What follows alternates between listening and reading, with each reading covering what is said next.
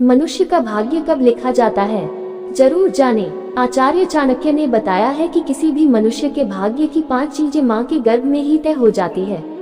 उसकी आयु, कर्म, धन संपत्ति, विद्या और मौत, ये 5 चीजें उसके भाग्य में उसी समय लिख दी जाती हैं जब वो अपनी माँ के गर्भ में होता है। इन चीजों में जीवन भर कोई बदलाव नहीं आता। जिसकी जितनी उम्र होगी वो उतना ही जीता है। जी हाँ दोस्तों, नमस्कार, हर हर महादेव, ओम नमः शिवाय। दोस्तों, आज के इस वीडियो में हम जानेंगे कि भाग्य कब लिखा जाता है। इससे पहले दोस्तों, चैनल पर नए हैं तो चैनल को सब्सक्राइब कर बेल आइकन को दबाना ना भूलें, ताकि आगे आने वाले वीडियो का नोटिफिकेशन सबसे पहले आपको मिल सके। दोस्तों, इस दुनिया में 2 किस्म के लोग मौजूद हैं। पहले वो जो कि आस्तिक होते हैं, अर्थात ईश्वर की सत्ता पर विश्वास करते हैं। ऐसे लोग भाग्य पर भी विश्वास करते हैं। लेकिन कुछ लोग ऐसे होते हैं जो कि नास्तिक होते हैं, अर्थात वो ईश्वर पर विश्वास नहीं करते हैं। ऐसे लोग भाग्य पर भी विश्वास नहीं करते हैं। दोस्तों, यदि देखा जाए तो सब कुछ ईश्वर के द्वारा पहले से ही निर्धारित होता है। जब बच्चा धरती पर जन्म लेता है तो उसके जन्म से पूर्व ही उसके भाग्य का निर्धारण ईश्वर द्वारा कर दिया जाता है। ऐसे में कुछ लोग ये कहेंगे कि जब सब कुछ हमारे भाग्य में पहले से ही निर्धारित है तो हमें कर्म करने की क्या आवश्यकता है। तो दोस्तों, मैं आपको बता दूं कि कर्म करना बहुत जरूरी है, क्योंकि जो हम कर्म करते हैं इसी कर्म के आधार पर हमारा अगला जन्म निर्धारित होता है। आज हम इसी के बारे में आपको विस्तार से जानकारी देंगे। दोस्तों, आपने श्री कृष्णा धारावाहिक जरूर देखा होगा। कंस की मृत्यु की आकाशवाणी पहले ही हो चुकी थी, जिसमें कहा गया था कि देवकी के गर्भ से स्वयं भगवान जन्म लेंगे, जो कि देवकी का 8वां संतान होगा और उसी के हाथों कंस का वध होगा।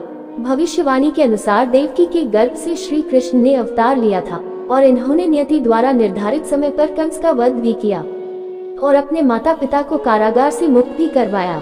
तो दोस्तों, ये सब कुछ पहले से ही निर्धारित था। दोस्तों, जो भी मनुष्य इस धरती पर जन्म लेता है उसका भाग्य सब कुछ विधाता द्वारा पहले से निर्धारित कर दिया जाता है। जैसे कि शिशु का जन्म कब, कहाँ तथा कैसे होगा, उसके जीवन में क्या क्या घटनाएं घटित होगी, उसका विवाह कब, कहाँ तथा कैसे होगा और किससे होगा, बच्चा अपने जीवन में कितना कमाएगा और कितनी प्रॉपर्टी बनाएगा, बच्चे की मृत्यु कब, कहाँ तथा कैसे होगी, ये सब कुछ पहले से ही निर्धारित होता है। दोस्तों, एक बार जो विधाता ने लिख दिया वो चाहकर भी नहीं बदला जा सकता है। वो घटित होना ही होना है तथा इसे कोई नहीं रोक सकता है। दोस्तों, रामायण आपने देखा होगा। ये पहले से ही निश्चित था कि भगवान राम को 14 वर्ष का वनवास मिलेगा। इसका मुख्य कारण भगवान श्री राम के द्वारा रावण का वध होना निश्चित था। दोस्तों, एक बात का ध्यान रखिएगा कि आप अच्छे या बुरे जैसे भी कर्म करते हैं, इसी के आधार पर आपका अगला जन्म और भाग्य निर्धारित होता है। हमारे हिंदू धर्म शास्त्रों में कर्म को प्रधान कहा गया है, क्योंकि बिना कर्म के भाग्य कहाँ बनता है। मनुष्य जीवन का असली उद्देश्य उस परमपिता परमेश्वर को प्राप्त करना है।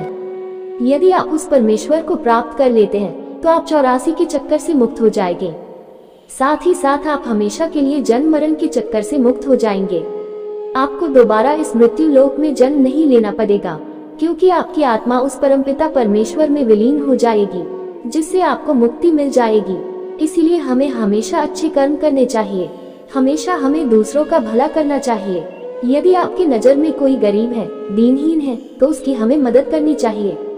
ब्राह्मण और साधुजनों का हमें आदर सत्कार करना चाहिए। हमेशा हमें ईश्वर की पूजा करनी चाहिए। उसका प्रतिदिन हमें सुमिरन करना चाहिए, जिससे ये हमारा मानव जीवन सफल हो सके। लेकिन एक बात ध्यान रखिएगा, यदि आप बुरे कर्म करते हैं, लोगों को सताते हैं या लोगों को आप परेशान कर रहे हैं, तो आपको उसकी सजा इसी जन्म में भोगना पड़ेगा। तो दोस्तों, ये थी आज की जानकारी। अच्छी लगी हो तो इसे लाइक और शेयर जरूर करें और चैनल पर नए हैं तो सब्सक्राइब करना ना भूलें। मिलते हैं एक नई जानकारी के साथ नई वीडियो में। धन्यवाद। आपका दिन शुभ हो।